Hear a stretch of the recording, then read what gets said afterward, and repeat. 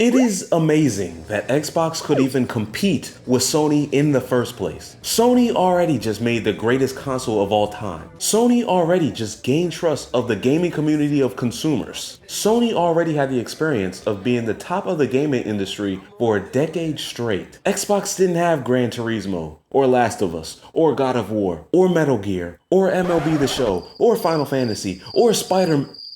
You get the point. So how did Microsoft make a console that sold within 3 million units of this industry giant? And how did this generation of consoles start a bitter rivalry that started a console war that lasted 20 years to this day? Hey, what's up y'all? It's the Brett Show. And by the time I was in middle school around that time, I had an Xbox 360. And then I got an Xbox One eventually, I think when I was in high school or something. I was an Xbox kid growing up. I was playing Call of Duty, I was playing Madden, I was playing 2K, I was playing Battlefield, I was playing Connect, I was playing a whole bunch of random games on the Xbox Live Arcade. But then while the Xbox One was out and the PS4 was next door, I saw my friends playing Spider-Man, and I told myself that I am not gonna miss the opportunity to play as my favorite superhero ever of all time. And by the time the next generation of consoles came out in 2020, I saved up all the money I had to get a PS5. So my story went from 360 to One to PS5. And to be honest with you, I am not the only one with that story. There's a lot of people that's been converted from Xbox to PlayStation. And I'm about to shape the whole story of the 360 versus the PS3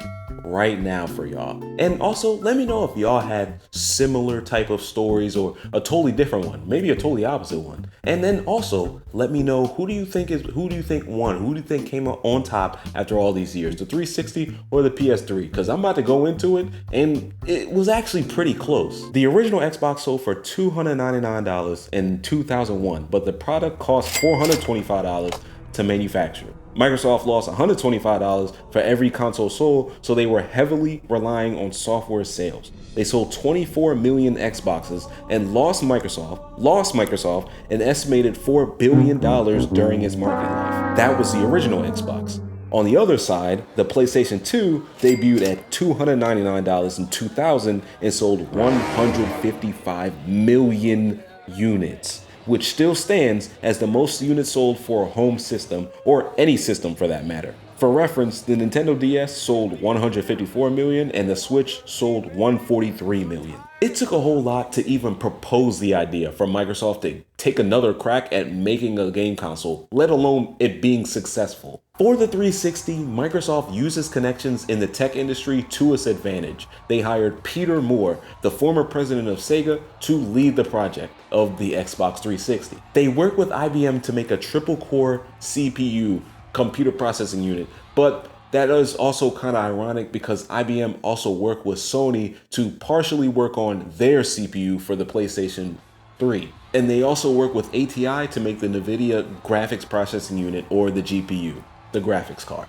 the thing that makes the pictures. The Xbox 360 came out in November of 2005 and eventually sold 84 million units over its market life. The 20 gigabyte version hit the market for $399, and the top console exclusives that they had were Gears of War 3, Forza Motorsport 4, Halo Combat Evolved, Kinect Adventures, Alan Wake, Fable, and people forget that Left 4 Dead was actually an Xbox console exclusive for a little bit. Some of their top selling games was obviously Kinect Adventures, GTA 5, Call of Duty Modern Warfare 3, we will get to that, and obviously Halo. The Xbox 360 had partial backwards compatibility with the original Xbox games. The Xbox 360 was the more affordable option. It had Kinect, which was innovative and decent. It had a better community experience, which makes communities like the Call of Duty community choose to buy Xbox over PlayStation. Remember, there was no crossplay at this point. But the caveat is that Xbox Live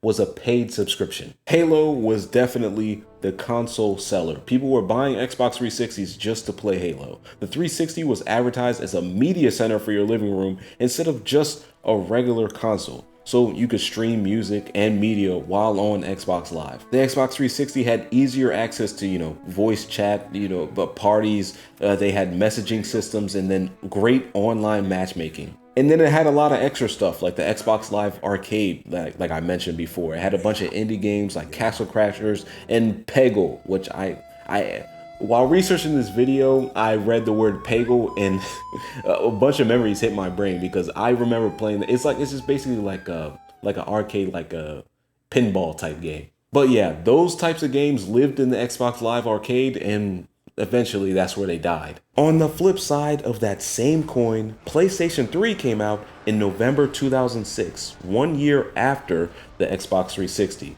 They sold 87.4 million units, but here's the big thing. This thing came out at $499 for the 20GB version. Compared to Xbox's 20GB version, that was $100 more. Their top console exclusives were Metal Gear Solid 4, the God of War series, Uncharted, Demon's Souls, Infamous, Little Big Planet, Last of Us, Ratchet & Clank, Yakuza, MLB The Show, Gran Turismo. Whew, that's a lot. Their top selling games, surprise surprise, was GTA 5, Gran Turismo 5, and Last of Us. And the PlayStation 3 had nearly full backwards compatibility for PS1 and PS2 games, which is just flat out better than Xbox's partial backwards compatibility. The PlayStation 3 was more expensive, but it had more single player console exclusives that everyone loved. Plus, the PlayStation Network had no fees while Xbox Live was a paid subscription. Sony was kind of laying the groundwork for how PlayStation is today. PlayStation was a single-player paradise while Xbox tried to build a community across their platform. And then also, the PlayStation had a deeper catalog with a whole bunch of other accessories like the PSP and the PS Vita, which had awesome features like connecting to the PlayStation 3, playing games on the PlayStation 3, and using the PSP and PS Vita as controllers. The way the market divided up, the Xbox was bigger in America, and the PlayStation was getting a lot of sales, and most of its sales, in Japan and Europe. So Microsoft and Xbox defied all odds, and a rivalry was born. But both consoles took huge noticeable leaps. They went from just purely consoles to whole entertainment systems. They had interactive UI home screens that could play CDs, DVDs, and Blu-rays. In 2006, Xbox just plainly operated in the margins. They released their console a year before the PlayStation 3 while also still making it $100 cheaper and still being the cheaper option. That is huge. Add to that all of the Xbox Live community features and just being synonymously known as the place where online gamers are playing Call of Duty and Halo and stuff like that. And that's just a place where you play multiplayer online games. The Xbox 360 formed its own niche successfully. PlayStation just stuck to their guns. They kept coming out with great single player games that they are still feeding into to this day. I mean, The Last of Us Season 2 is going to be running around on HBO. God of War series is coming, it has been back and been winning Game of the Year awards and whatnot. This era was truly a legacy moment for the PlayStation 3. And the PlayStation as a whole, I'm not gonna lie to you. The competition between the 360 and the PS3 drove the whole gaming market for years to come. I can't even sit here and confidently say that they set new standards because, let's just be honest, it's just those two at the top with Nintendo carving out their own lane. Both of these consoles left lasting legacies and just set the stage for console generation after console generation after console generation. Something tells me that the next console generation is gonna look a lot like the ones that we just had. And actually, staying on that topic, Xbox is already focused on moving into the next generation of gaming, focus on cloud gaming, PC gaming, and really ramping up the Xbox Game Pass service. While PlayStation is moving into the VR space, hitting heavily on the single player, and also trying to get their hand in a bunch of multiplayer, Fortnite Battle Royale type style of games. It looks like the next console generation is gonna transform even more than this last one did. Cause not gonna lie, this last one it wasn't disappointing, but it was like, man, this is just a better PS4 and this is just a better Xbox One. You could just tell by looking at the controllers. But anyways, who do y'all think won? Me, to be honest with you, right now it's looking bad for Xbox. I can't even come out with a hot take to say that it's not. Cloud gaming can get pretty crazy. I think that could go its own separate ways. But the one place you should be getting your cloud gaming experience is from BOOSTEROID Cloud Gaming. Hit the link in the description right now and you can subscribe to BOOSTEROID Cloud Gaming for just around $8 a month. If you don't have a top tier PC, that is fine. That is okay. You don't have to with BOOSTEROID Cloud Gaming. They have a bunch of games on their service that you can play with whatever computer you have. Just make sure you have a good Wi-Fi connection. You can stream these games. Yes, that is what PC cloud gaming is. No matter what PC you have, they'll just have, they have the game on their system, you play it on their system, it's super fast speeds and everything like that. They're adding new games to their library constantly, all the time. Ghost of Tsushima, any game that you could think of, they have it on there. So no more excuses of your computer not being up to snuff or you don't have a console, whatever. Just hit the link in the description and you have access to BOOSTEROID Cloud Gaming,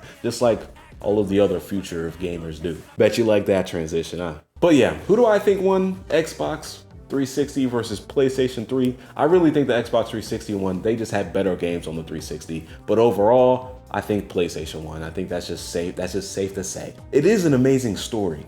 It is an amazing American comeback story on how Xbox even began to compete with PS3 anyways. So yeah, take from that what you will. If you reach the end of this video, you are guaranteed to like all of my other videos because a lot of them are just like this. I've talked about N64 versus PS1. I've talked about the Wii. I'm going to talk about the Dreamcast eventually. I'm going to talk about anime eventually, mostly in the month of September because September is going to be anime month on the Bread Show. So stay tuned for that. Also stay tuned for the streams that are coming. Tell me anybody you would like to see me stream with. I'm going to try to reach out to them and we can get something going. Yeah. Like, comment, subscribe, hit the notification bell, you know what I'm saying? Spread love, give inspiration in all you do, and peace out. Welcome to the Crash Show. Take 2.